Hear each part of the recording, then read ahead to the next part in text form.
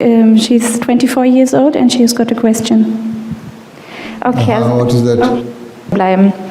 She says that her family is also against her being Muslim, and she is from a Sikh background, and her question is how she should behave in this situation, as her family is against it and doesn't want her to practice Islam and don't want her to wear scarf.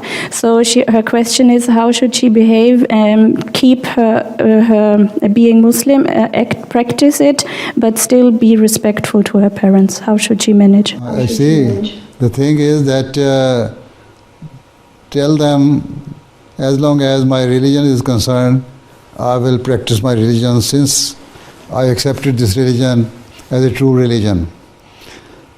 But never try to argue or quarrel with them or fight with them in any way.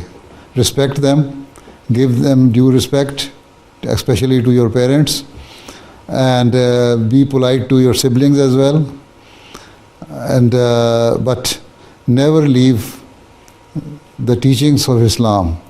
So keep on practicing these teachings. This is how, and also pray to Allah Ta'ala that Allah Ta'ala change their minds and hearts.